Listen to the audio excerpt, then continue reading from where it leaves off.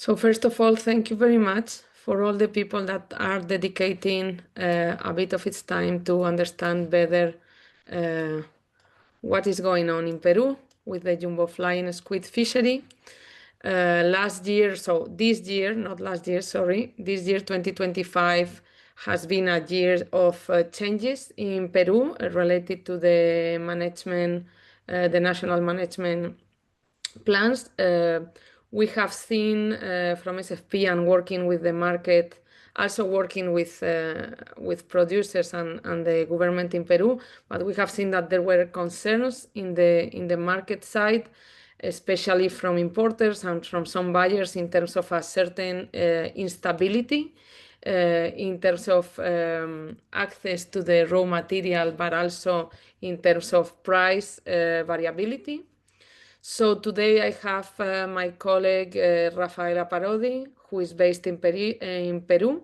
She's a biologist, and prior to join SFP, she was working in a Peruvian company, international company, drafting the sustainability strategy. So I will leave Rafaela to tell us what has happened in Peru over the last years and what is going on now. So thank you very much, Rafaela. Hi, thanks Carmen for the presentation, and also thank you all for participating, as Carmen mentioned. So the agenda today, we're going to try to summarize the context of the Peruvian giant squid or jumbo flying squid, the last 10 years, and then special focus on the 2024 crisis and the changes of this past year. Also mentioning a future outlook and the challenges and opportunities that we face. And then finally, Carmen will close with some recommendations to the market.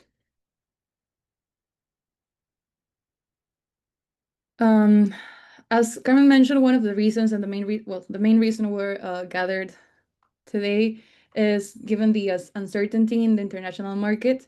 This as a consequence of the constant changes of quotas, normatives here in Peru, which have caused a variability in landing and thus difficulty in planning ahead for the importers abroad. Trying to summarize the last 10 years, we thought it would be interesting try to see the overlap of the quota and the landings through time. So this is summarizing the past 8 years since 2017, and then how the quota and landings have changed throughout time. We since 2017 we start when we didn't have a quota. The first quota for jumbo flying squid was established in 2018, and it was a quota of 600,000 metric tons. That year, the landings were below what there were for the past years. They were significantly lower than 2015. And then the next year, the following year, in 2019, it was the second year with a quota, and already the first year where the quota was modified. So the first quota was established at 420,000 metric tons, and then it was increased until 560 tons. Over the last years, the landings of giant squid have remained around the 500,000 tons, and this changed on 2023 before the El Nino event that began on July 2023. This the first semester of this year, we had outstanding landings, which the total catches for the year concentrated this first semester 75% of the catches, and this allowed for this year to be reach a historical record, even though even we had the ENSO, the El Nino event. And this was also a year where the quota was modified. It also started around the 400,000 metric tons, and this was a year where the landings surpassed the established quota, and the final landings were 622 almost thousand metric tons. Then in 2024, there was a sharp decline. As we recall, it was the worst, considered the worst in 3 decades, where as an mainly caused as an impact of the El Nino event. And even though landings throughout the year remained pretty low, the established quota remained unchanged. The quota was established around 500 metric tons, and it didn't change throughout the year. And now we experienced a recovery of the fishery in terms of landings over 2025. And now we will have a special focus of information about this last 2 years. So, as I mentioned, 2024 was a year of crisis and recovery.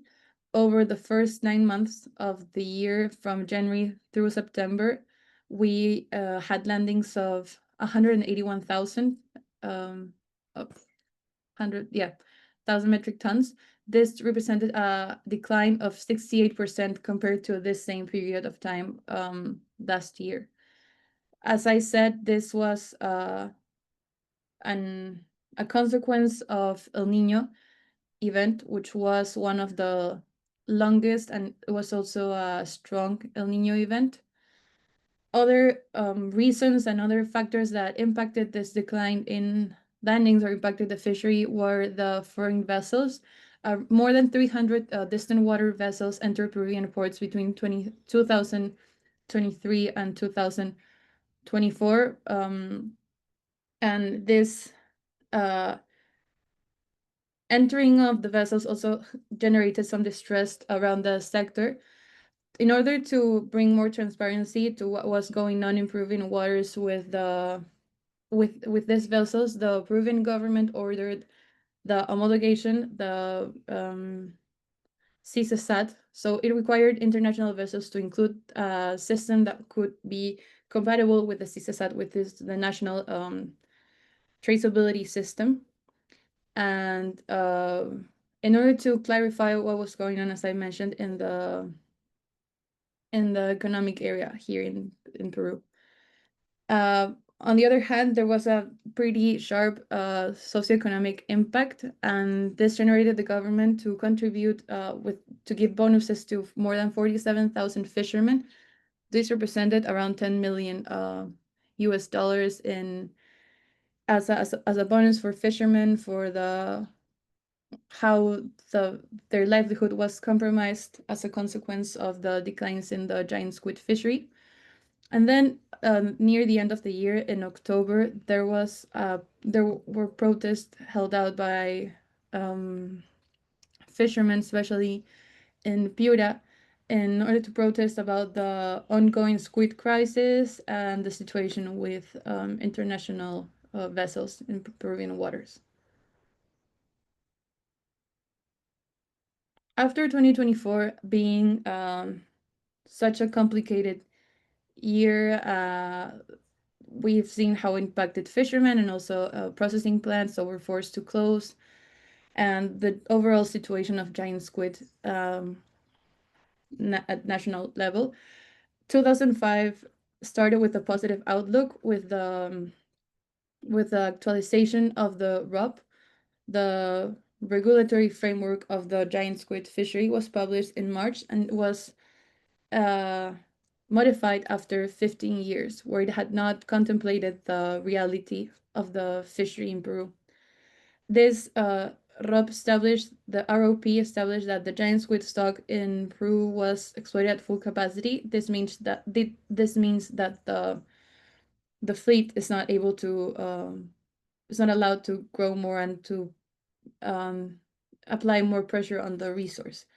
The ROP has a series of dispositions and normatives that act on different levels.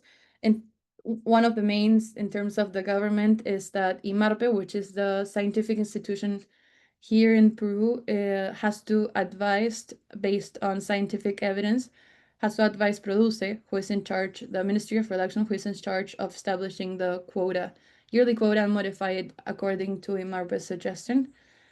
Produce is also responsible of continuous monitoring of the evaluation of the regulation throughout indicators. This means that evaluating the ROP and how it's being adapted and applied to the fishery throughout time, and also promotion and registration of vessels operating in offshore waters. This means the registration of vessels in the South Pacific RFMO, and this is responsibility of Produce as well, as long as a whole list of dispositions. In terms of fishing vessels, the mandatory use of controlled traceability system like Citra Pesca, which is for product traceability throughout the value chain, and CISASAT, which is the vessel satellite tracking system, which is mandatory for vessels fishing giant squid. And applying to the fishermen, the exclusive use of jigging lines for jumbo flying squid. Prior to this, in the normative, they were allowed in the law, they were allowed to fish with other, even though it was primarily the squid jigger, it was not specified, and now it's completely concrete and specified that the only fishing gear allowed for giant jumbo flying squid is the squid jigger. Another specification here in the ROP is to generate spaces of coordination and participation between the government and different actors of the fishing sector. And we will see how this has been a part of the changes that we have experienced throughout this year. So as I mentioned, we started the year with the ROP, with the Fisheries Management Regulation. As I mentioned, it was updated after 15 years. And also we started with a quota. In orange, we'll see how the quota has changed throughout time and throughout the months of 2025, with 190,000 tons established for the period from January to June. Then in June, this quota was modified and a new quota was established as 304,000 tons for the period from January to August. And the fishery was then closed at the end of June because the whole quota was caught at the end of June. So this is when the frictions and the complaints in the sector started, because we were meant to have fishery until August, and in 1 month of the new quota, the fishery was closed. A couple months later, in one of the first meetings that was held out by the government and this dialogue table, as a consequence of these conflicts and already bad feelings that were going on through for the government and the changes in the fishery, after the closing of the fishery in August, the giant squid operation, the third one, was allowed and carried out during the first weeks of August. And then, as a consequence, a new quota was established for the remaining months from August to December. This brought the overall quota to the annual quota to 504,000 metric tons. And more specific dispositions were established with a staggered schedule by vessel type. So even more controlled was established officially, and a more specific tracking of the landings was going to be applied since August. So after the giant squid operation started, the fishery was, as I mentioned, opened by stages according to vessel types and compliance of these vessels with the Fisheries Management Regulation, the ROP. And then in September, the fishery started on the 9th of September, officially was open for all types of vessels. If we go over to the next slide, and then one day after the fishery was open, it closed. Again, because fishery started on the 22nd of August for some types of vessels, but the pure regulation and fiscalization of the vessels caused the quota to be reached within a couple weeks. So then in September, the yearly quota was modified again, and the this first stage quota, which was near 40,000 metric tons, was cut, and then the quota suspended. Um, Protests were carried out in Peru pacifically, and then it got to more of a chaotic point, and the bad feeling was more severe in September, and there was a 48-hour protest in Piura. In the national context and on a national level, there were also changes in the government. Some of you might recall that the president was vacated and a new president was established, and this came along with a new ministry of productions. Discussed changes overall. The vice minister of fisheries remained, but this was also the fishing sector in Peru was also pretty shaken. A new quota during October, a new quota was established after a dialogue roundtable. Um, this also given as a consequence of the ROP, which responsible producer of establishing this format of conversation and participation for fishermen and armadores. And in this dialogue table, there was an agreement that new 5 fishing trips per vessel were going to be established for the months of October until December. So 2 fishing trips in October, one in November, after prior to a closed season, and then 2 fishing trips in December. Uh, with this, there was an increased fishing activities, and the quota that was at that point 572,000 reached a point of 610,000 metric tons for the whole year. The fishery was then closed on the 22nd of October until the 20th of November, and we are now at a point of a closed season. And the giant squid operation already started at the beginning of this month in November, and the first vessels have already returned, and we are waiting the results of these operations and the disposition for the quota for the following months. The closing of the fishery also had the consequence of vessels going to fish in international waters, which they are allowed to if they are registered in the RFMO, and they did so. And so far, 10 vessels were registered to catch in international waters and land in Peru. We have focused so far on the quota and the changes in normatives and landing, but this variation, I want to mention that it's not an isolated case, especially the 2024 uh, crisis. We have this information that was shared by IMARPE in September, in which we see on the x-axis the yearly progress since 2015, and the landings on the y-axis. Highlighted in red are the El Niño events, and highlighted in blue are La Niña events.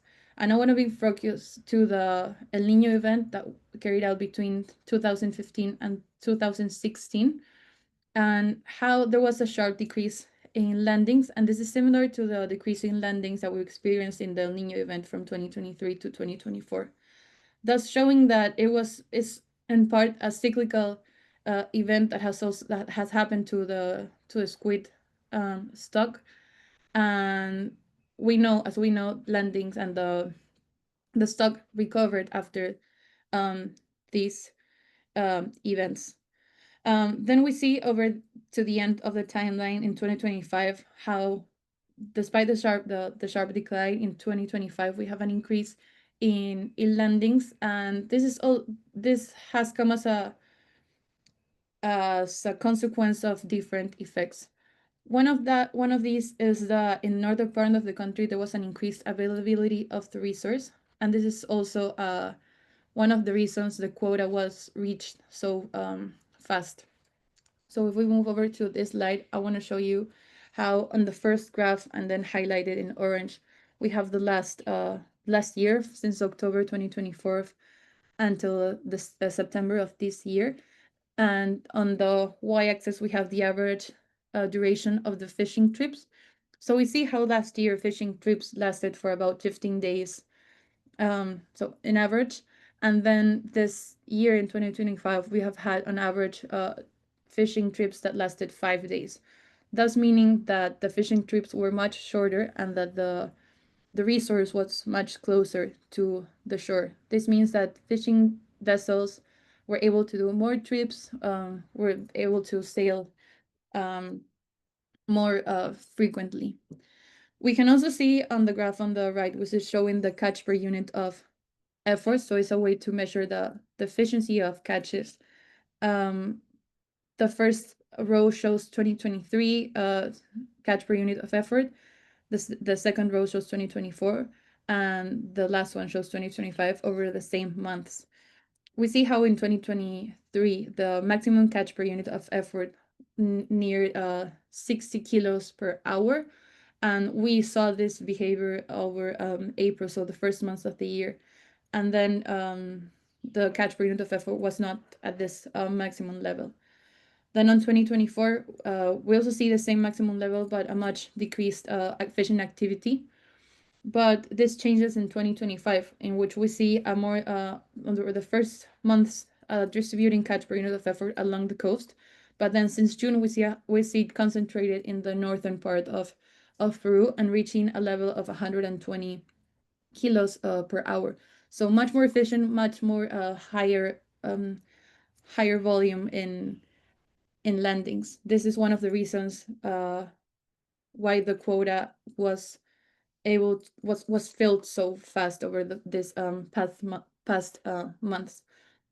Uh, this is information provided by IMARPE, as I mentioned, the scientific institution here in Peru, and other scientific information we have gathered from the giant squid operations. As I mentioned, the one in August and the one that's being carried out now in order to obtain more information about the stock status.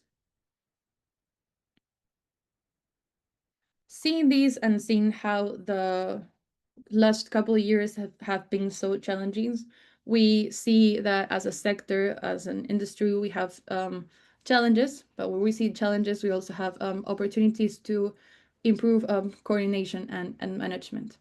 As the last slide that we showed, we have a challenge to build a scientific information, especially at a regional scientific and at regional level through data sharing among South Pacific countries for the stock at a regional level and see what's going on beyond Peruvian waters with the giant squid. We have a challenge to integrate environmental variables and ecosystem-based models into stock assessment and consider for this environmental factors such as the El Nino event. Thus, we have an opportunity of a growing national scientific output and strengthening international collaboration on squid research, and as I mentioned, this last point of environmental variability. At an international level, we have a challenge of a lack of coordination among Pacific countries for monitoring and control of international fleets, and control the fishing pressure from foreign fleets and gaps in regional governance. Opportunities, we have the opportunity to lead regional efforts for a joint management strategy and transparency, stronger engagement with RFMO, the South Pacific RFMO, and international forums to enhance monitoring and gain momentum toward full traceability across the international value chain. Then in a national management and fisheries governance, the challenges to implement the ROP, as we have seen, it was first established on March of this year, but we have to ensure effective enforcement of this regulation. Also maintain the regulatory stability after this year of multiple adjustments, and balance resource sustainability with socioeconomic stability. regarding taking care of the resource, but also not forgetting about the livelihood of the people in this value chain.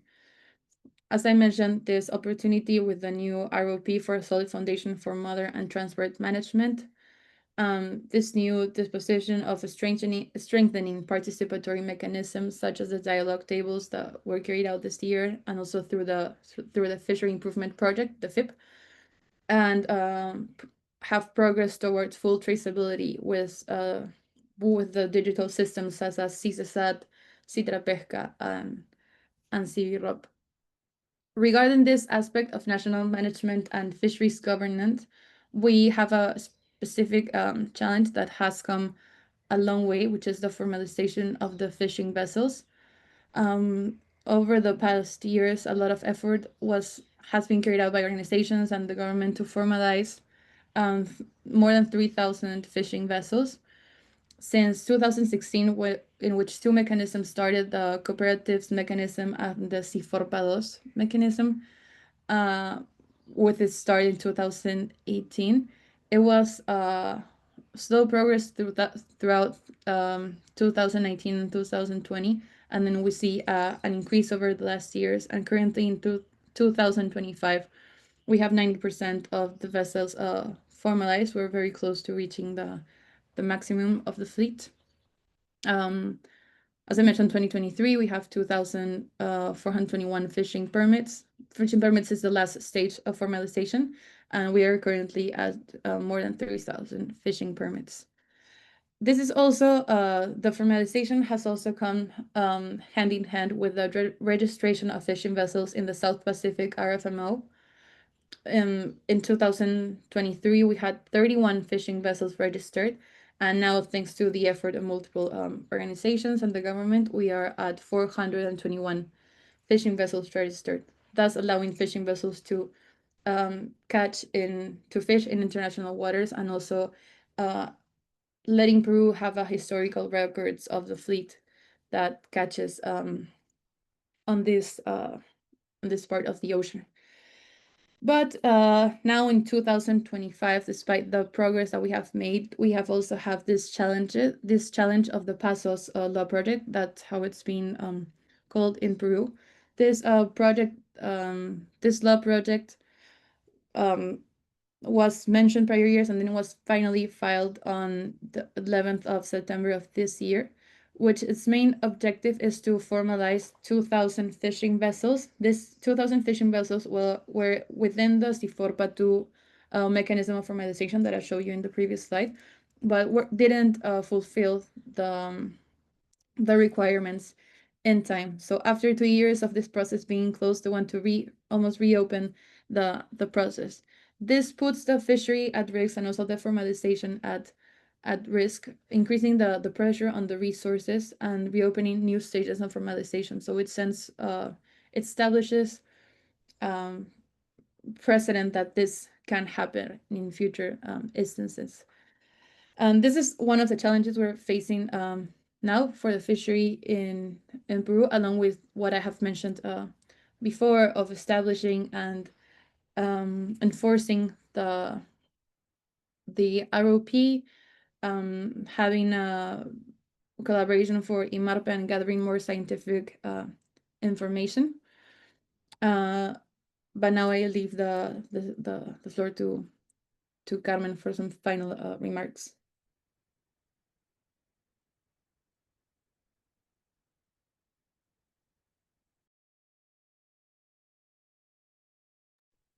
So thank you, Rafaela, for a really informative presentation.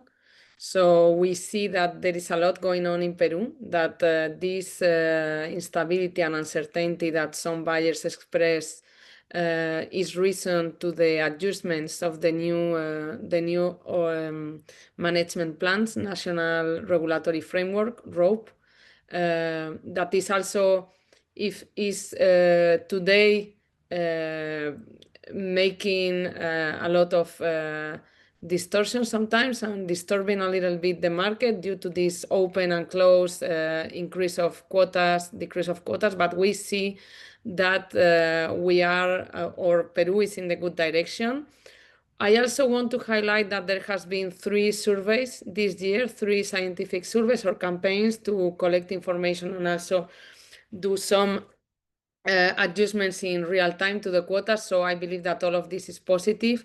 Obviously, the formalization process has been a big effort in the country, and this new bill that is on the table can also put on risk and threat the work that has been done. So today, I would like to close this webinar with some recommendations for the market, for the supply chain, because we have focused in many technical details that can explain, as I mentioned, this recent instability, but also what can buyers do? What can different actors of the supply chain do from different point of view and where they are located? So first of all, I've not included the producers here in this slide because I'm more in charge of the market, but obviously we encourage that producers in Peru are also guaranteeing the enforcement of these new laws and these new regulations, that they collaborate, especially because there is a space now for collaboration. So we have seen that also all these dialogues, including all the actors, must be inclusive, so they should be part of this. You have mentioned, and we know that there is a FIP going on in Peru, so obviously also try to participate of the FIP activities that can be implemented by the fleets, and if we go into the processing and the exporting industry in Peru, you have also highlighted the big effort of traceability of data collection. So processors and exporters in Peru, at the immediate post-harvesting, must ensure the catch documentation and ensure the traceability. So if it is not going to work to put a lot of effort in the vessels, in satellite systems, in collecting information, if then processors cannot guarantee at a first landing ensuring this traceability and this catch documentation, and obviously participate also of this pre-competitive collaboration such CAPECAL in Peru or Kalamazoo at a regional level, and of course supporting on the implementation of FIP activities in the case where they are able to and participates of these dialogues. If we go up into the supply chain and we think of the international market, we think that first importers in particular, first importers or importers in processing countries or importers in market states, are those that hold the legal liabilities related to import schemes. And we know that import schemes can be very different from countries and from regions to others. So they are also those in the value chain that needs to ensure the traceability, no? That needs to keep going with this catch documentation issue from Peru and continue with this traceability. We understand that it can be a big challenge due to this lack of harmonization, but there are tools now for digital traceability, for example, that can help on this. We have also the figure of reprocessors, we have distributors, we have other countries that are importing from processing countries. So here, once again, we strongly recommend continue with ensuring traceability.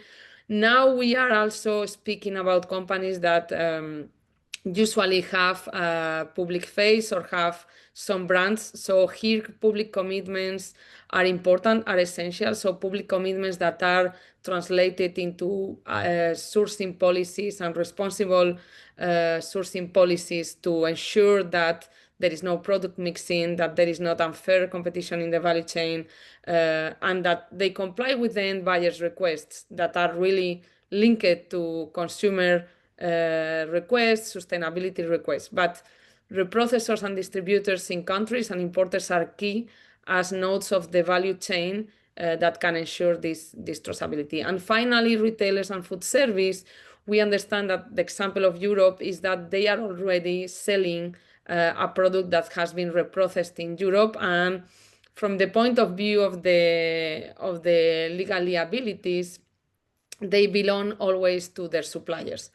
But we want to make the recommendation, a special recommendation to follow on due diligence, environmental and human rights protocols to encourage them to assess risks in value chains, require the traceability that we have been asking to the rest of the supply chain, ensuring establish as well these public commitments and translate public commitments in internal protocols, and also respond to the consumer. Why what I'm saying consumer liability is an accurate labeling. I'm saying that because cephalopods and squid and jumbo squid in particular, we have found more than 20 or 30 different products in the end market. So we can think in the raw material, in the whole squid when it's landed, but now when speaking about retailers or distribution, we can speak about a big range of products made of paste of jumbo squid, even surimi, in some cases subproducts like fish meal or fish oil. So it's really hard to recognize many times the real product in the end, the real species or in the end product. So this is the reason why I insist in the accurate labeling. It is important to deliver this information. It is important to ensure that the information that we are providing to the public is coherent with the traceability that retailers are requiring to distributors and in cascade to the rest of the value chain. So with these recommendations, I would like to close this webinar. I open the floor for 5-10 minutes for questions or comments. I see some colleagues and people that work and collaborate with us. So feel free, and also other experts working in Peru. So I leave, if Rafaela have a final remark or any person in the webinar today has any remark or question, you can just raise your hand or open your mic. Thank you very much again for participating today in this webinar.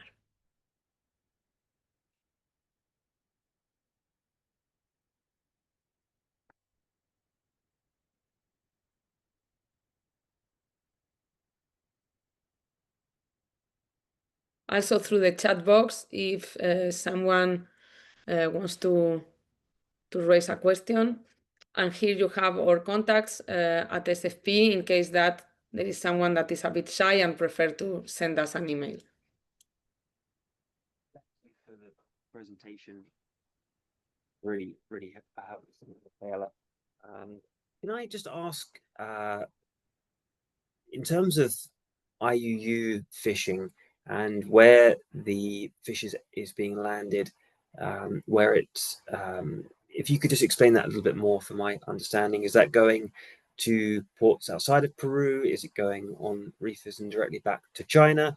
If you could give me a little bit more of an understanding of that, that would be helpful.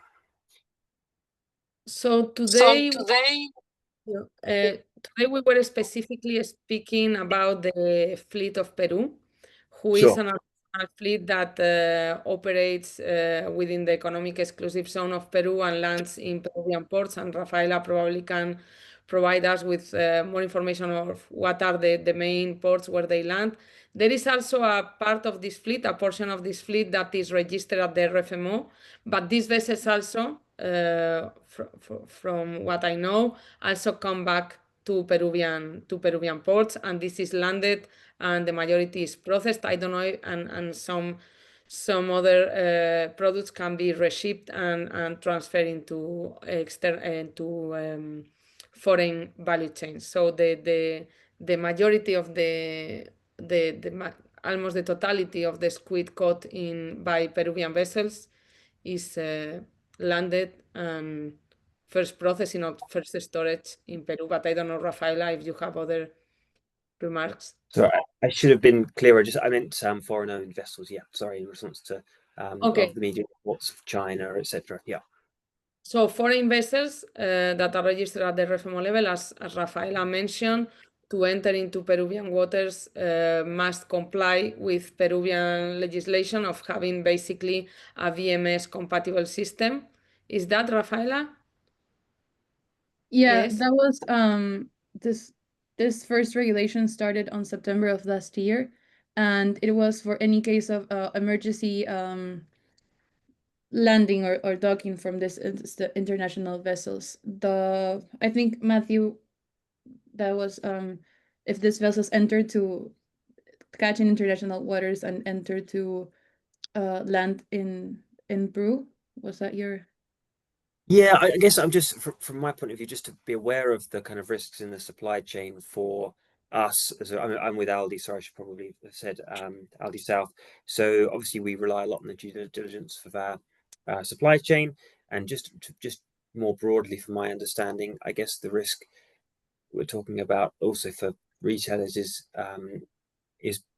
squid entering that is not not well documented. So I just wondered whether the issue of IUU fishing or fishing outside of the RFMO and international waters, if you if that tends to get landed in South America, or whether that tends to get transshipped back. Yeah, it's mostly transshipped. So what yeah, the information we have is that the the jumbo squid caught in international waters in high seas, especially by the Chinese fleet, which is the majority fleet operating in high seas, is being transshipped to Chinese ports. There are recently news about some vessels landing in Chilean ports. But I'm not fully aware of the topic, so I don't want to to talk about this. But certainly we can find more accurate information to respond to your question. But yes, the majority of the distant water fleets are transshipping in high seas. great. Thank you very much. So this is where the product mixing in third processing countries can also be a risk for the end retailers. So this is a real risk. We know as well that one of the challenges of squid value chains is the long time that a product can be storage, processed, so in between the catch and in between the distribution, there can be up to 18 or months or even 2 years in between is caught and is processed and is landed in the destination market. So this is obviously a challenge.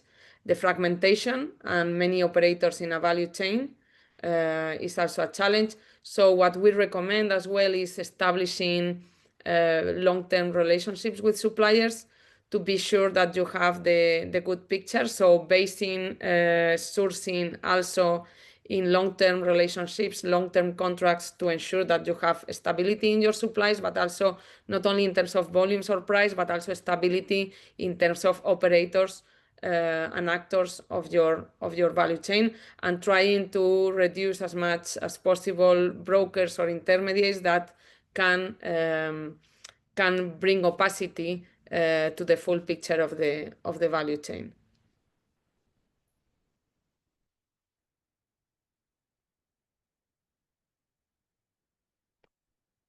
Any other comments or questions? So with that, I believe that we can close the webinar today. Don't hesitate. We are going to share the recording.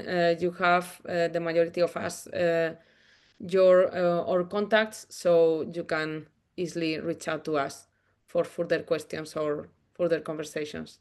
Thank you very much again for your time, and wishing you all a nice day or good afternoon. Thank you very much. Appreciate the presentation. Thank you. Thank you very much. Thank you. So.